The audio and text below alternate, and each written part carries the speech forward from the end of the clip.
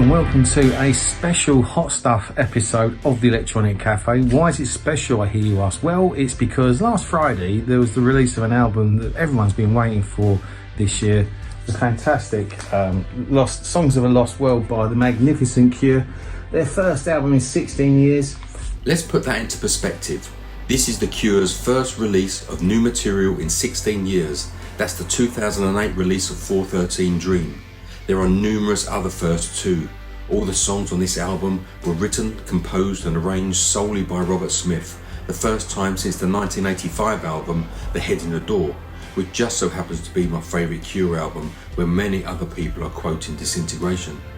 This is also their first studio album featuring Reeves Gabrels, the ex-Bowie Tin Machine guitarist, who, although is part of the Cure live band, was only previously featured on the Cure's 1997 single Wrong Number.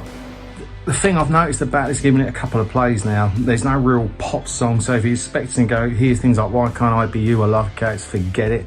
Go back and listen to that stuff. Let me lay this down for you. Up until now, I thought Disintegration was Cure's Joshua Tree or their Violator equivalent, and it is without doubt a magnificent album.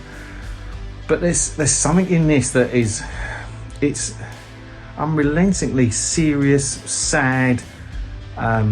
There's like real death tones in the arrangements and the lyrics, but yet they move as one proactively hopeful piece. It's like unlike anything that Rob's done in the past with his band of musicians. The Cure have hardly been inactive, as they've been playing live a hell of a lot over the last few years, and to my ears the sound of this album is reminiscent of the grandiose live Cure sound. There's certainly no Friday I'm in Love or Just Like Heaven on this album, if that's what you're looking for. Plenty of adjectives have been thrown around to describe this album, so I'll chuck in a few myself. Dark, sprawling, epic, melancholic, heartfelt and gorgeous are all just a few that spring to mind. There's 8 songs that are, I see the press at 8 long songs, and some critics have said they're long, but they're long because they're immersive, just not because they're long and boring. They are completely immersive. Emotionally pull at every string in your body. It's like, if Songs for a Lost World doesn't exactly move the needle on where atmospheric rock music should go in the 21st century, it without doubt pushes all the post-punk energy, fear and loathing that the Cure have had at its start into something idiosyncratic and fucking majestic, to be honest. The album was produced by Robert Smith and Paul Corkett, and without doubt it sounds great. And in fact, most of the recording for this album was actually completed in 2019.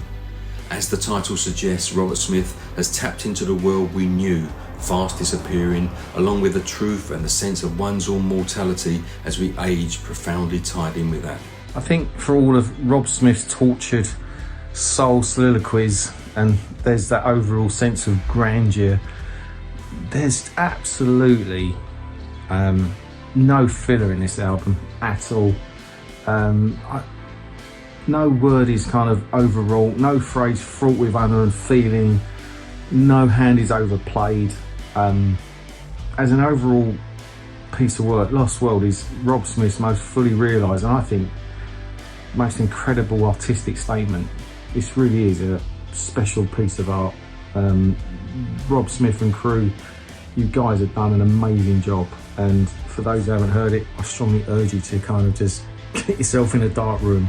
Trust me, put this on and just drown in it. It is magnificent. Great job. Without doubt, this is one of the albums of the year, an awesome record, and as at the time of recording this, it gets better and better with each play. This is the end.